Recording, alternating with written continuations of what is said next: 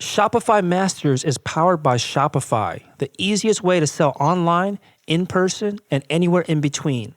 To get an extended 30-day trial, visit shopify.com/masters.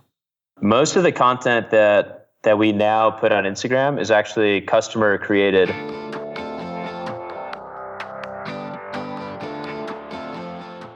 Hey, my name is Felix, and I'm the host of Shopify Masters. Each week, we learn the keys to success from e-commerce experts and entrepreneurs like you.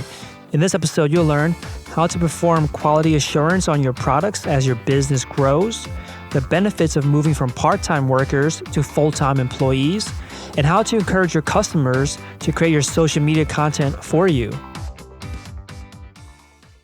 Today, I'm joined by Adam Klosowiak from KLOS Guitars. KLOS Guitars makes the coolest, durable, comfortable, and portable carbon fiber guitars and ukuleles. It was started in 2015 and based out of Provo, Utah. Welcome, Adam. Hey, thank you. Yeah, so tell us a little more about your products and what makes it different than what's out there in the market. Yeah, so we started with a carbon fiber travel guitar, and that's what we've been focusing on for almost the first 3 years, just short of 3 years. And now we have a ukulele and a full-size guitar, but I'll get to that after. So yeah, what differentiates our product is mainly the carbon fiber aspect. So as most people assume, most guitars are made out of wood, and which is great. Wooden instruments sound fantastic. However, when it comes to traveling with your instrument or having an instrument that's durable, wood is not the greatest material, just because for a wooden guitar to sound good, you inherently have to have fairly fragile wood. It has to be thin so that it can resonate well. And that creates some issues with, for example, when temperature or humidity changes arise, your instrument can bend or change shape with those changes. If you go camping and you knock the guitar aside, it can get dented or cracked very easily. So carbon fiber solves all those issues. It's a material that's used in high-end sports equipment. It's used to make airplanes.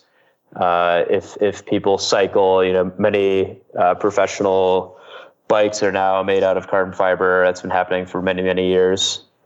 So it's a really good material to use for guitars. However, traditionally it's been very expensive in guitars. And so we've kind of introduced a new innovative manufacturing method, which allows us to be about half the price point of other carbon fiber guitars out there.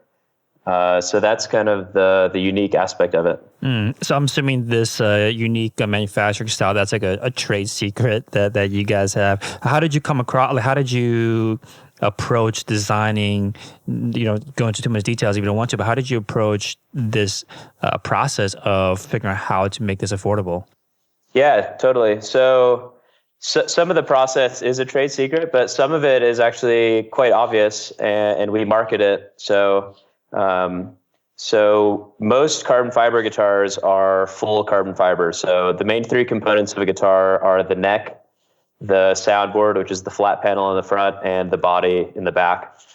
And all these carbon fiber guitar makers use 100% carbon fiber for all three parts. And we realized, the most important part of a guitar is the soundboard, because that's what flexes and creates the sound. So that has to be durable. That has to be protected. The body is the biggest part, so that has to be protected as well, and that's attached to the soundboard. But the neck, a wooden neck is, it's like a baseball bat. It's pretty thick, so it's already quite durable.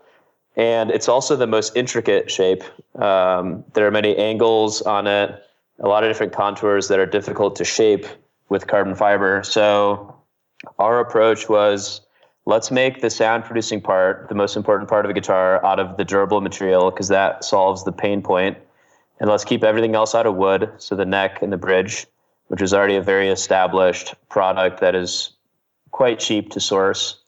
And let's just start with that kind of hybrid design and go from there. And so the body essentially is a bowl, which is quite easy to manufacture, and the soundboard is a flat panel, which is very easy to manufacture. And so that allowed us to reduce the number of expensive parts significantly. And then We also reduced the number of parts within the body and soundboard quite a bit as well. So simplicity is sort of our mantra when it comes to design, and that's allowed us to drop the price point.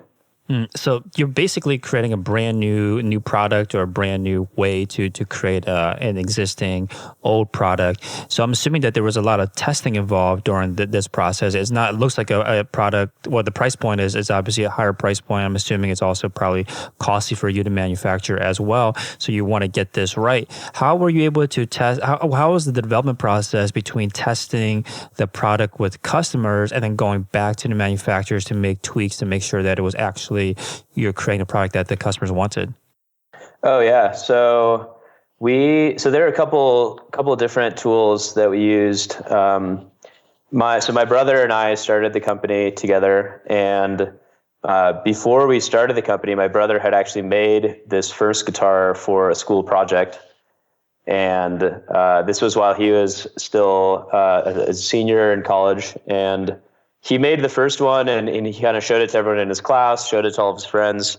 And so he got feedback that way. So the initial feedback stage was sort of family and friends.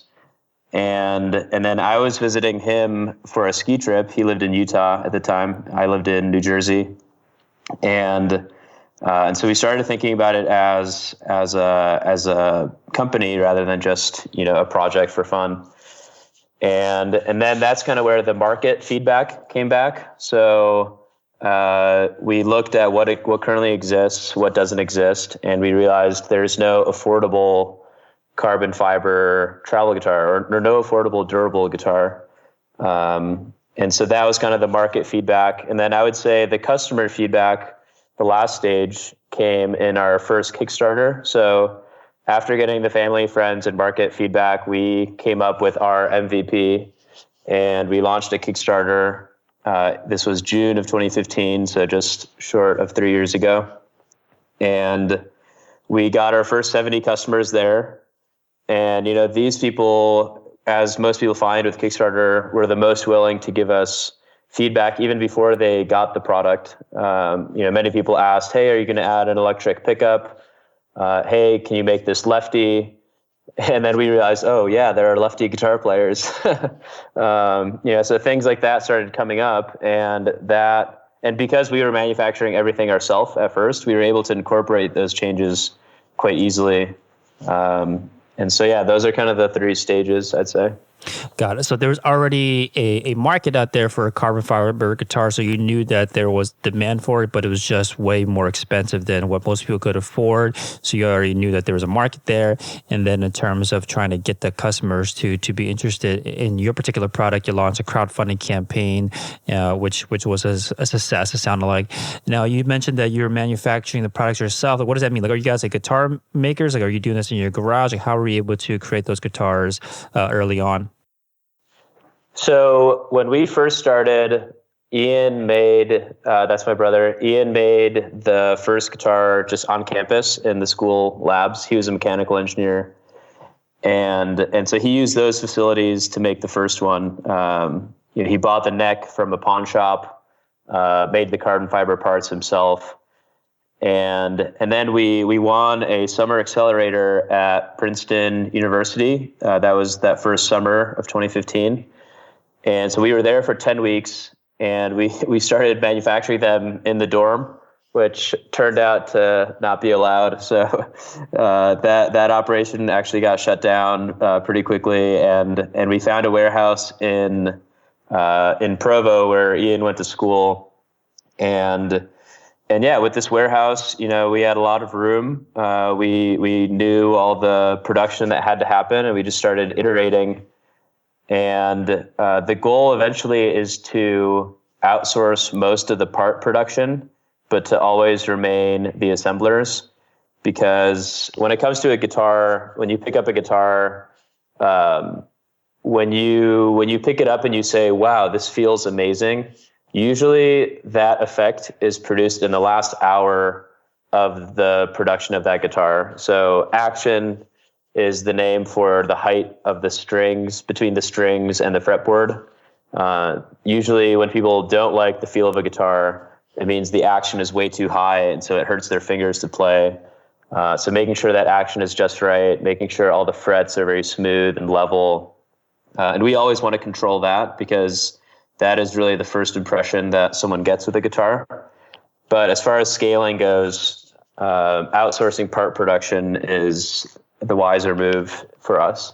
I think that's a very valuable skill to be able to understand what you can outsource and what you need to keep in-house. How were you able to differentiate the two different tasks? Like, how did you know that the assembly should be done in-house versus the part production done outsourced?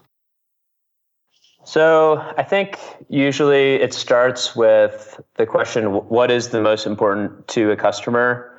And what are we not willing to compromise on ever? And so the answer for us is the feel of the guitar has to be correct. And so for us, that means that we would like to see each guitar before it gets shipped out. So that sort of rules out, third-party logistic companies where we'd have it made somewhere and we wouldn't even see it before it gets to a customer.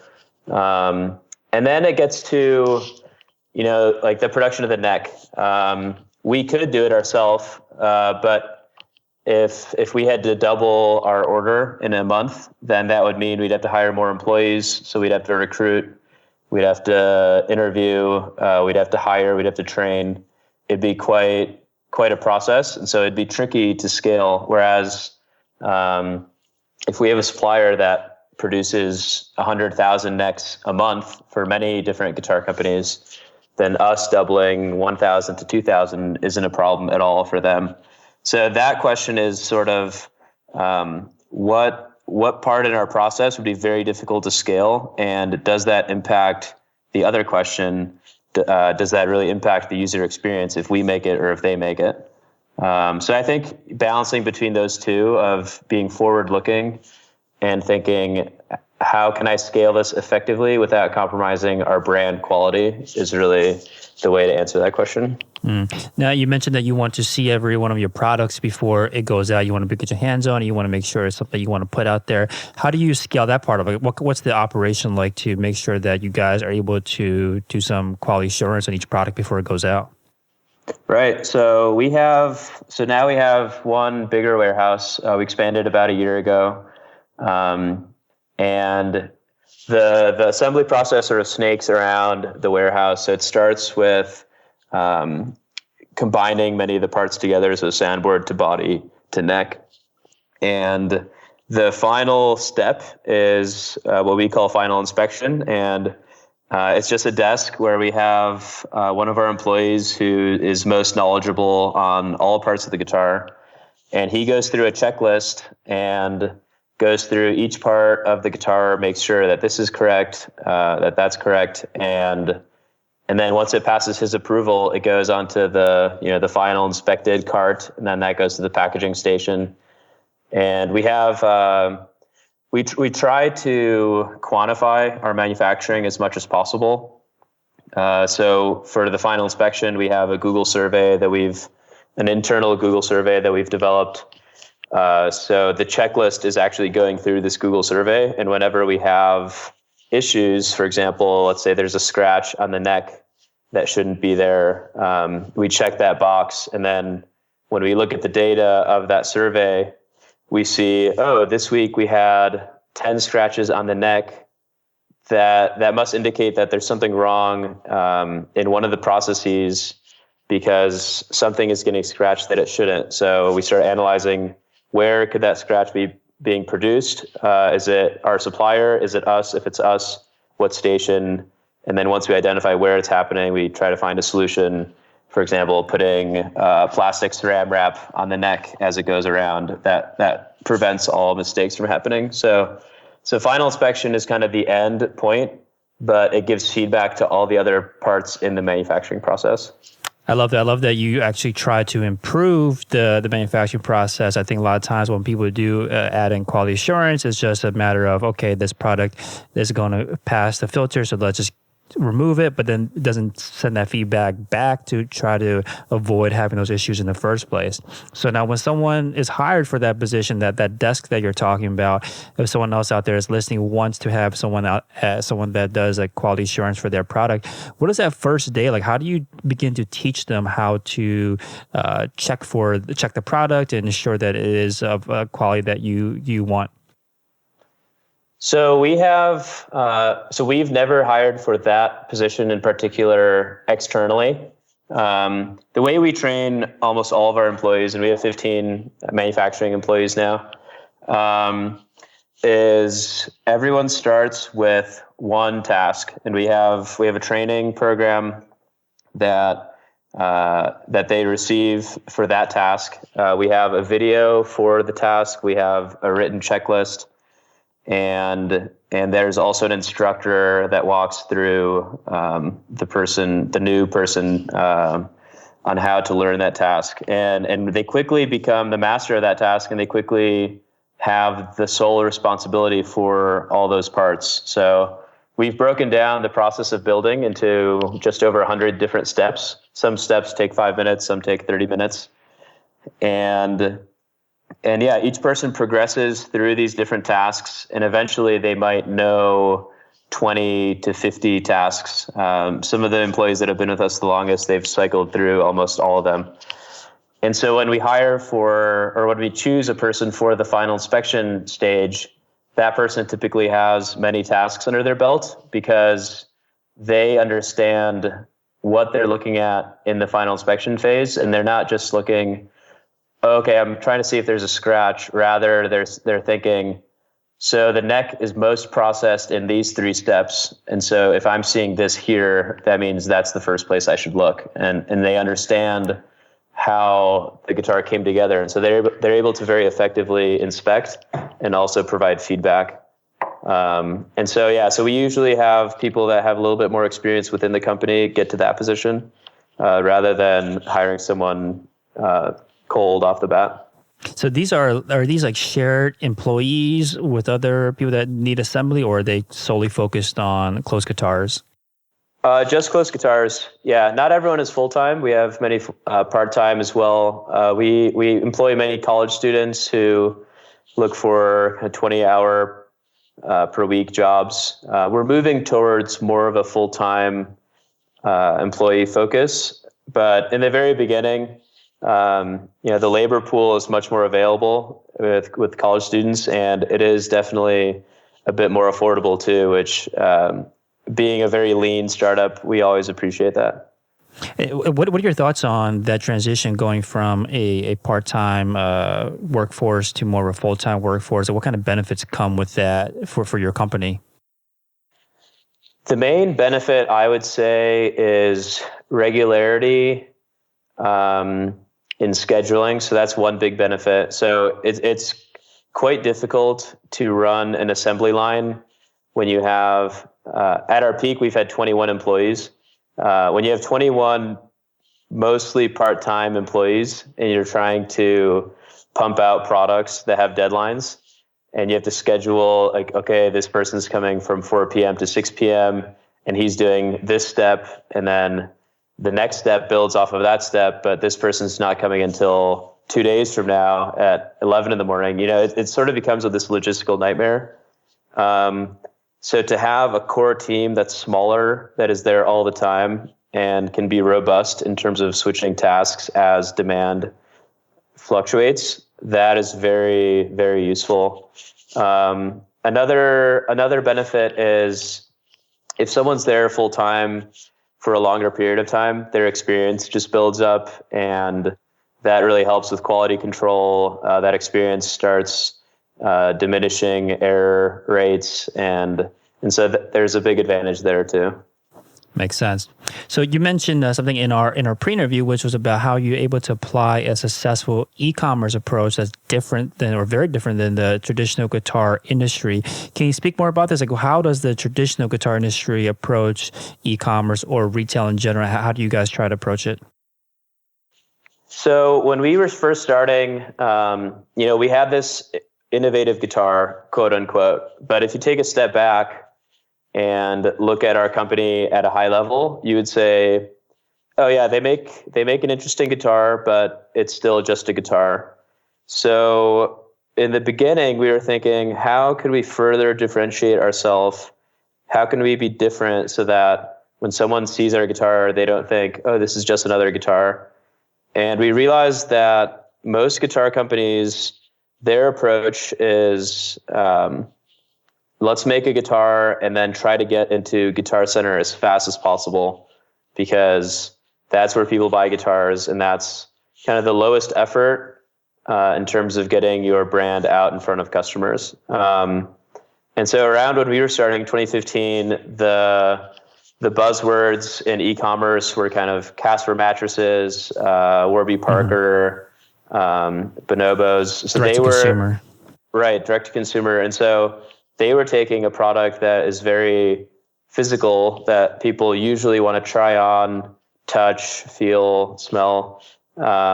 And they were selling it online, and it was working really well. And so we thought, why not try the same thing with guitars? Most people really aren't taking that approach to remain direct to consumer.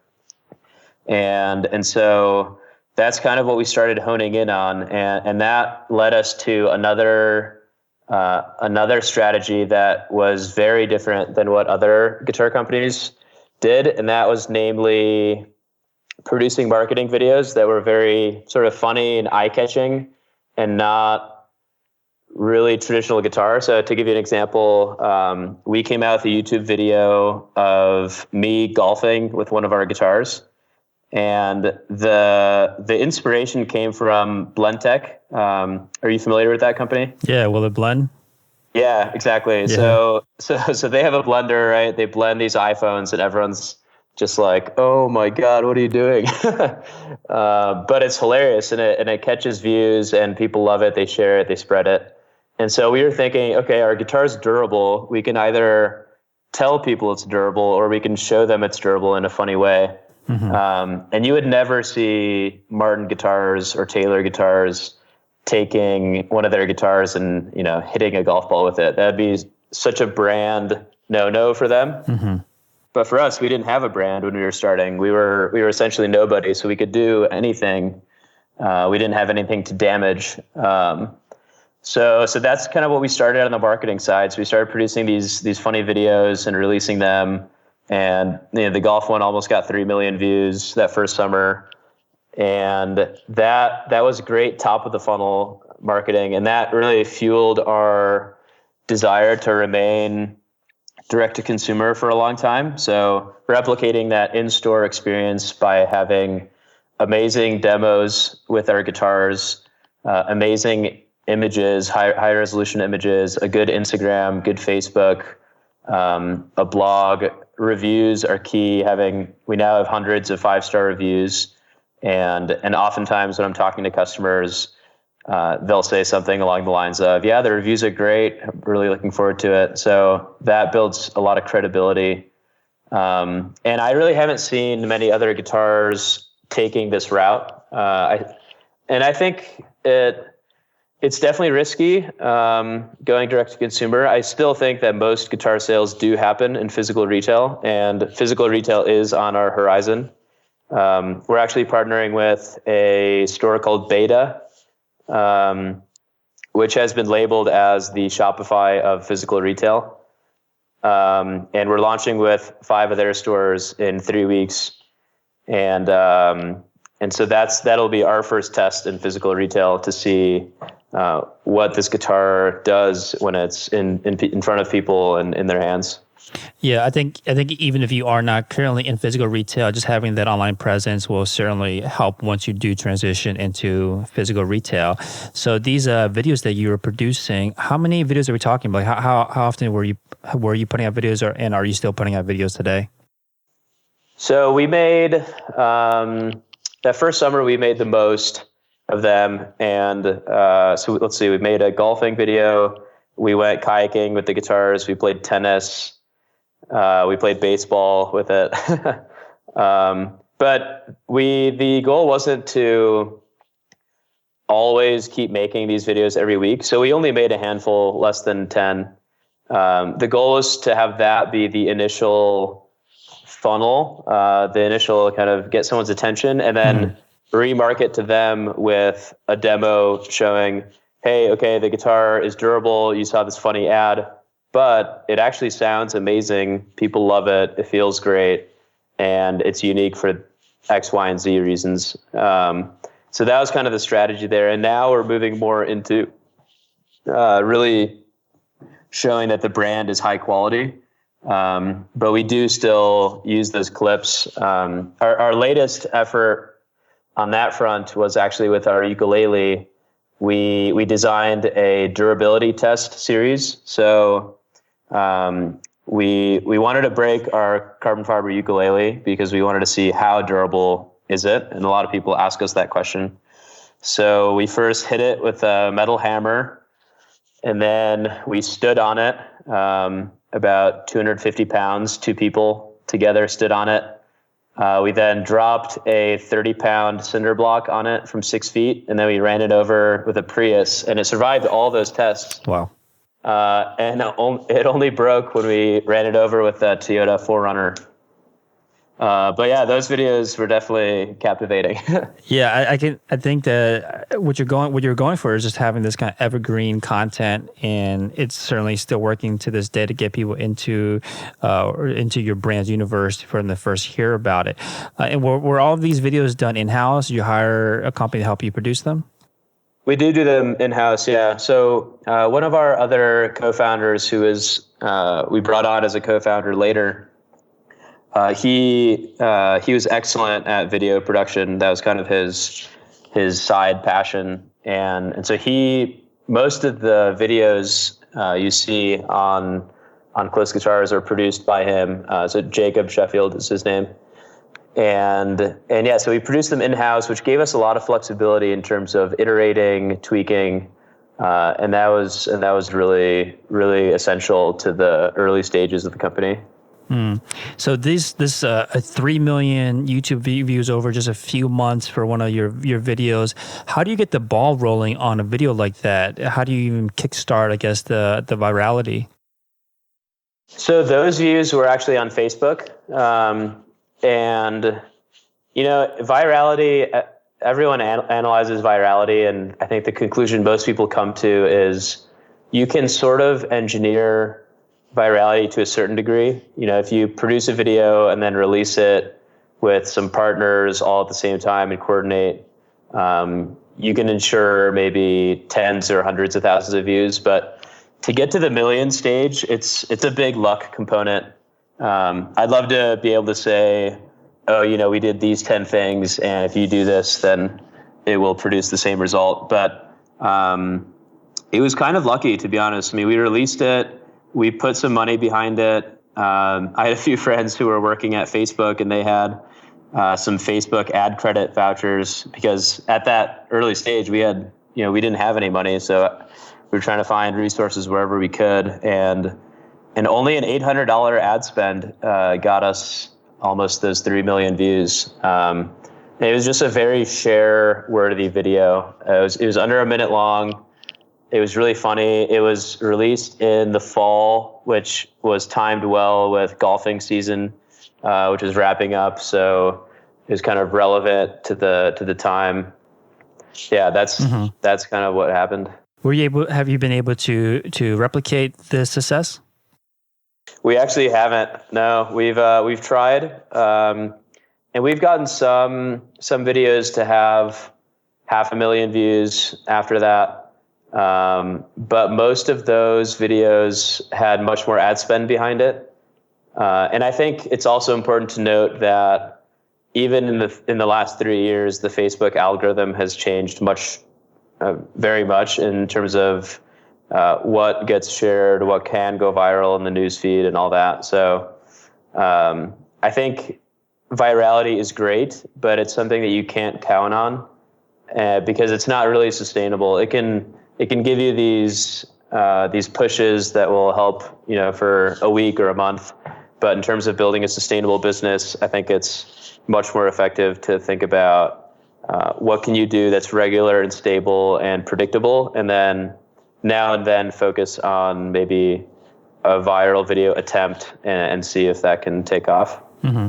So what does that mean for you guys today in terms of the path into the top of the funnel? Previously, or maybe even to this day, was that video, but then when you want more regular traffic coming into the top of the funnel, where do you focus your attention? So I think one channel that's very good for that specifically is AdWords. So AdWords is more, because it's keyword based and you can find customers that are looking for that exact keyword. That's a source of traffic that is very predictable. And so we're transitioning into more Google AdWords spend as we become more mature. For example, if someone searches travel guitar, we absolutely want to be there at the top result. We're still doing a lot of Facebook ads. We actually are still doing crowdfunding. So for the longest time, I thought crowdfunding is kind of an early stage company type of activity, and we need to move away from it as fast as possible to become, a sustainable Shopify site. But over time, I've realized that I think product launches in general, and you see this with some companies that are very mature, they still release their products over crowdfunding. And so we still do that. We've done 6 Kickstarters until now. And with Kickstarter, Facebook advertising works much better than Google AdWords. So that's kind of the channel we use, for crowdfunding. And then, regularly reaching out to blogs. We come out with regular YouTube videos, regular Instagram posting. So I think looking at a bunch of different platforms and figuring out how can we create content regularly that will keep people coming back, but also when we get a new user onto that channel, so a new follower on Instagram, they'll remain a follower and they'll keep coming back to their feed or keep checking back to see what's new. Yeah, because you're trying to be on all of these different platforms that you're talking about. You want to run AdWords campaigns, you want to run Facebook ads, you want to create content on Facebook, on Instagram, and all these platforms. What's the process for managing all of that to make sure that you are generating enough content to get people to keep coming back, or first to discover you and then to keep coming back? Yeah, each platform is different. So in terms of content creation, this was actually one of our earliest ideas, which didn't prove to work until only maybe a year ago. Most of the content that we now put on Instagram is actually customer created. So people get very passionate about our guitars. I think our branding promotes that. Our mantra, our hashtag is keep it close. And what we mean by that is, no matter how busy you get, no matter where you are, don't allow your hobbies to kind of get lost in the past. If you play guitar, then play guitar for 5 minutes a day. Don't let 5 months go by without you touching your guitar. Or if you go on a trip to Costa Rica and you're worried about, the temperature or humidity damaging your wooden guitar, we make a guitar that allows you to take it with you and bring that hobby with you. So we promote that throughout all of our channels. And so when our customers get their guitar, many of them are thinking, awesome, I now have my KLOS guitar and I'm going to take it with me to this next place that I'm going to. And so a lot of our customers send us pictures of their trips. And whenever someone says they have a trip, we always say, very cool, tell us about it afterwards. Sometimes they write a blog post about it. So our customers are very passionate, and they are content creators too, and they're kind of mini brand ambassadors. And in terms of scheduling everything, we do some channels better than others. I won't pretend that we're an expert in everything. We're still trying to figure out how to grow our Instagram even faster. There's so many different channels, and so many of them are different in very niche ways. There's Pinterest, Twitter, Instagram, Facebook. Each one should be approached with a unique strategy. And right now we're focusing on on Instagram and Facebook. Pinterest and Twitter, we definitely need some more work on those fronts. But yeah, in general, I think it's analyzing what does each platform offer, who are the most successful people on those platforms, what do they do well, how can we emulate that, and then we create our own strategy, and then it's just a matter of executing that strategy. That's typically how we approach each different channel. Mm-hmm. So for the customer created content, what is that usually in the form of? Is it Instagram posts or a blog? What's usually the outcome? So oftentimes it's just images. People will send us pictures from their most recent trip with them with the guitar or the guitar in nature. Sometimes our more professional customers actually use the guitar on sets. And so they might have YouTube videos of them playing at a gig with our guitar. Some of our customers are insane, to be honest. So a few examples. One guy hiked or climbed the tallest mountain in North America, Denali, with his KLOS guitar, and played Stairway to Heaven at 21,000 feet.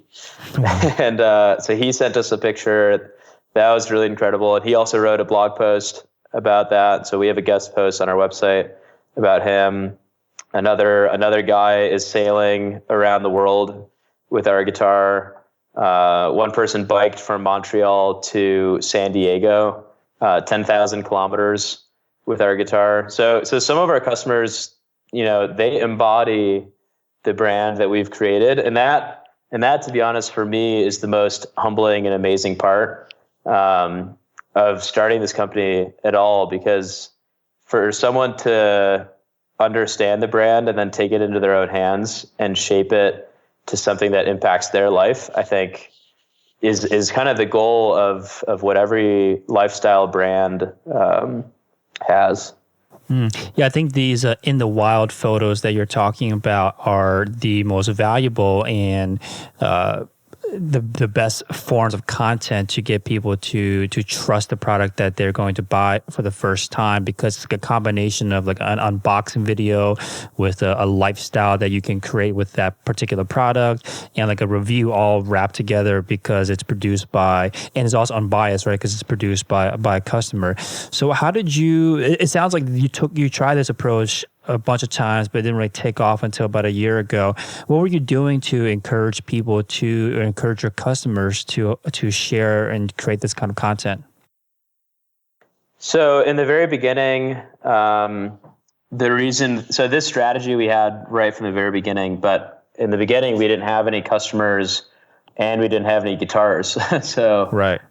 So we had to wait until we had both of those to really start kind of enacting this plan. But there are a few different ways. One, in our newsletters and our crowdfunding updates, we always kind of promote the brand, and we request that people send us stuff, and we tell them, we will, if you want the exposure, we will post your stuff to our social media. So that's definitely, if that's something you're interested in, we're happy to help.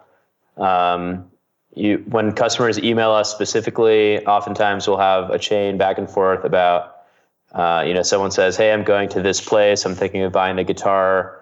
I have so-and-so question. And then if they do become a customer, I always say, let us know how it goes on the trip. And so kind of building that personal relationship, definitely has been, I think, the most successful. So when I've had personal contact with a customer going on some travel, that's typically where we see the most images coming in. And then just, the website, the way we design the website, the way all of our content is produced, I think what we're going for is creating this lifestyle brand that hopefully people get. And then when they see that we have guest posts, that also nudges people more in that direction. Mm-hmm. Yeah, I think you can get the ball rolling and start putting out these customer created content pieces. People are going to be like, oh, I want to submit my content too, because it's going to get this kind of exposure, and they want to, it just looks cool, right, to be a part of something like that.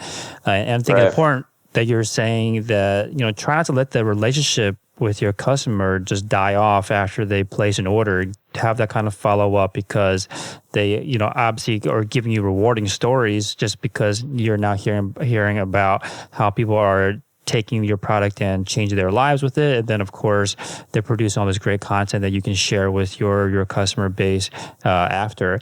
And if you don't have any customers yet, which was the problem that you guys faced, that you had to wait for customers to buy your product, to have enough of a big enough pool for people to start producing this kind of content, you can always work or hire influencers, help replicate some of this. And I think that's something that you guys have done recently, which is to work with established influencers to get the word out.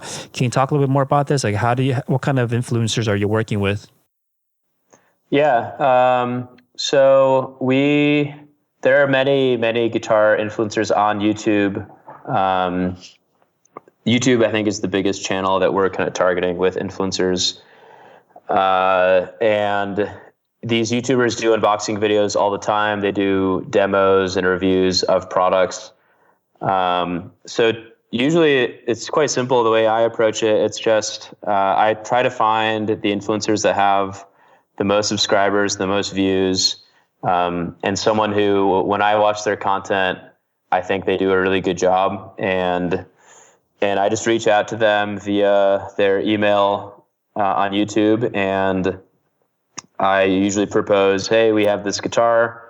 It's cool for these few reasons. Would you be interested in doing an unboxing or a review, or maybe incorporating it into your YouTube channel a little bit?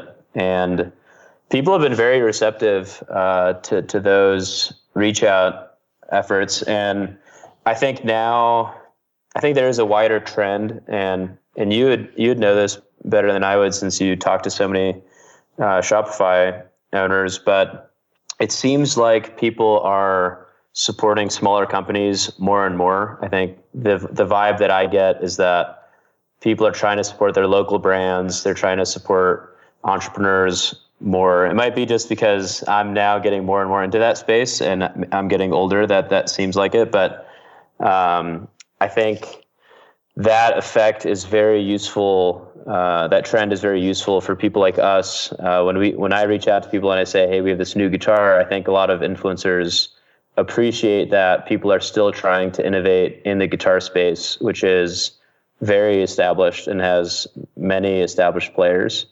So people are receptive to it, and it's really helped. I mean, if you see, for example, our best review is by this guy named Tony Policastro. He's done over 500 guitar reviews, and he does them all the same, and he plays all the same songs on all the guitars. And when you see that video, you get a very unbiased view and very unbiased explanation of the guitar, and that is invaluable when it comes to trying to convince a potential customer online if they should buy it or not. Makes sense. So I think what you're saying makes a lot of sense, which is about the smaller brands that are now popping up and people wanting to support them. I think a lot of times it comes down to that connection with a person behind the company, right? They have their own personal story, and that resonates with a lot of influencers, resonates with your customer base. I think that you can also see this a lot with the success in crowdfunding. I think you hear all the time, or see all the time, that the most successful campaigns are the ones where there's a founder story, where people talk about why they're building something rather than what they're building or what product they're putting out there. So I think what you're saying has a lot of merit, and it goes back to being able to kind of level with the customer and be able to talk to them eye to eye. So I think that's an advantage that more brands should take advantage of, which is, I think, you guys are certainly doing. So I want to talk a little bit about you mentioned that you had a very clear vision and you set priorities from the very beginning. You mentioned to us that you knew that you would launch with a travel guitar, then ukulele, then full-size guitar, go to crowdfunding, go to website sales, and then eventually build a brand that people would save up, months or years to purchase. Why that particular order of events? Yeah, that's a really good question. So to me, it seems very logical to go that route. And the reason being, The travel guitar was our first product, and that was a very applicable use case of carbon fiber. So, the question of, is a wooden travel guitar durable? No, it's not. That's the pain point. What's the solution? Boom, travel guitar. So that would really make sense. And so we started there as far as product goes. And I always knew that once we develop all that expertise, to make a ukulele is extremely similar. A ukulele is also a body, a soundboard, and a neck. Slightly different design, but same supply chain, same sourcing, same materials, very similar pitch. The ukulele is slightly different for us because it's a very premium price point, whereas our travel guitar price point is very average. So the average guitar price, the average acoustic guitar price in the U.S. is around $450. And so our guitar being at $600 is not that high of a deviation from the mean. And the average ukulele price is $70, and ours start at $440. So we're way above the average price point. So the pitch is a little bit different for the ukulele. And then for the full-size guitar, so the carbon fiber definitely applies to the full-size guitar as well, but slightly less because you're not going to be traveling with a full-size guitar as much. So the pitch changes with the full-size guitar slightly because rather than saying you would never travel with your wooden guitar, it's more, a carbon fiber full-size guitar is going to be more resistant to temperature and humidity changes, and it's going to be a guitar that will look the same in 20 years. We don't really pitch it as much as a travel guitar. But the reason that we came out with the full size is because, again, same supply chain, similar design. We already had all the resources and expertise to launch it.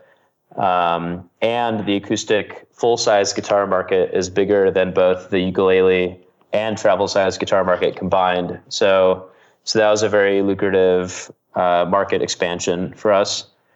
So that's kind of the progression of instrument lines. And then as far as crowdfunding to Shopify to maybe eventually physical retail, that also has many advantages. So when you do crowdfunding, I think crowdfunding is one of the most amazing inventions for entrepreneurs in recent years, because if we were, so our first crowdfunding campaign raised $30,000 about, the next one was 103, and then 303, 109, 135, and now our current full-size guitar is at, I think, 68 or so. If we were to go to a bank and get a loan, then we would have the money up front, which is the same as crowdfunding. You get the money up front, but then we'd still have the challenge of proving a product market fit, and we'd still have to get customers who then give us feedback. And crowdfunding, you get all that at once. You get all the money up front, you get the customers, and you get a product market fit. And these customers, because they pre-ordered and because they have to wait several months to get it, they get very excited about the product. And so they're extremely willing to give feedback. They're willing to leave reviews. They're willing to, spread the word with word of mouth. So that was a no-brainer for me as far as starting the company with crowdfunding. And I think Shopify, so eventually once you get past that crowdfunding stage, you do have to have some sort of stable website sales to be sustainable. And so that's kind of where the Shopify stage comes in. And the reason that comes before physical retail, in my mind, is because, one, physical retailers need large inventory amounts, which most scrappy lean startups cannot afford the upfront capital to build, let's say, 1,000 guitars and distribute them to Guitar Center before those sales are made. Nor can they really support the margin that they lose by going to retailers when they're very young. Physical retail to me didn't make much sense in the beginning. And Shopify and then online store did make a lot of sense because you can advertise as you have more money. You can control that demand a little bit. You can scale at an organic and safe pace. You never really get outpaced on demand or supply on an online store because you can kind of control it. So that's kind of how the progression works. And now that we're a bit more established online, now is the time, I think, to start looking towards physical retail because we do have the inventory, the capital, and the stable website sales to allow us to experiment with physical retail. Mm-hmm. So now that you're in this stage of e-commerce, owning your own Shopify site, I want to talk a little bit about the site itself. Was the website designed in-house? Did you guys hire out for that? So we designed most of it ourselves. We had the help of this one agency called Sliced Bread. They're based in LA, and they're really good. They do a lot of stuff. From Google advertising to Facebook to website design. They're a Shopify partner. They're helping us with kind of a website audit, so more back-end Shopify stuff. As far as front-end goes, we designed that ourselves, and a lot of it was just the content. Choosing a theme was definitely stressful in the very beginning. It seems like a very big decision. Which theme to choose just because there are hundreds of them. We went with the Turbo theme from Out of the Sandbox, which was a very robust theme that didn't have to be modified too much to fit our needs. We also had the help of there's an app that's not yet released. It's called Crowd Control. It basically combines Shopify and crowdfunding. So if you have a crowdfunding campaign, you can then transfer your customers to your Shopify site and sell them add-ons and accessories on your store rather than going through CrowdOx and BackerKit are two other popular sites that do that as well. The owner of that app, Jason, he helped a little bit with the developing of the custom features on our site as well. Nice. What other applications do you use on your Shopify site? So we don't use a ton. I think that's definitely an area. I've listened actually to some of the other podcasts that you've done, and I've heard some really good suggestions on there. One that I really like is called Just Uno. That's a pop-up app that you can customize and design really neat pop-ups very quickly. And you can also send emails through there. We use QuickBooks, but that's not the sexiest app. That's more back-end accounting. We have used Recart. And that's for like cart abandonment recovery? Yeah, exactly. Yeah. So abandoned cart abandonment. You can create 3 emails with them that go out, and you can plan each one differently. You can time it. Change the messaging accordingly. Yeah. Is there a certain timing that works well for you? I don't really have any fast rule or necessarily data that proves one time better than another. I think in general, it's good to have a follow-up very shortly after someone abandons a cart. So maybe 1 to 2 hours. And then you want to remind them after a period of time where you're sort of out of sight, out of mind. So maybe a day later. And then if that doesn't work, sort of a last ditch effort, maybe 3 to 4 days later. That's kind of how I've spaced it, but I could see other timeframes working as well. Awesome. So thank you so much for your time, Adam. So KLOSguitars.com is a website, KLOSGUITARS.com. So I know that you have crowdfunding campaigns going on. What other goals do you have for this year? So we've never had a holiday season yet where we've been completely prepared. So I'm most looking forward to holiday season where we have inventory and we have budget to advertise. That'll be a first for us. And And then also the physical retail expansion. So we're launching in San Francisco, Santa Monica, Houston, Austin, and Seattle in 5 beta stores. So it's B8TA. So I'm very excited to see what happens in those stores, and if that is effective, then we might be pursuing physical retail more.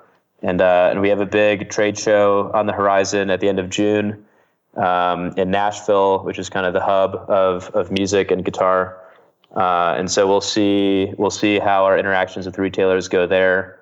And yeah, potentially by the end of the year, we might have a fairly big number of physical retailers. So a lot of different things going on. And I'm also excited to get the ukulele and the full-size guitar on our Shopify site. Right now, they're just in the pre-order phase. So I think come August, those will be readily available. So yeah, a lot of different things we're working on, but all of them are exciting. Awesome. Again, thank you so much for your time, Adam. Yeah, thank you, Felix.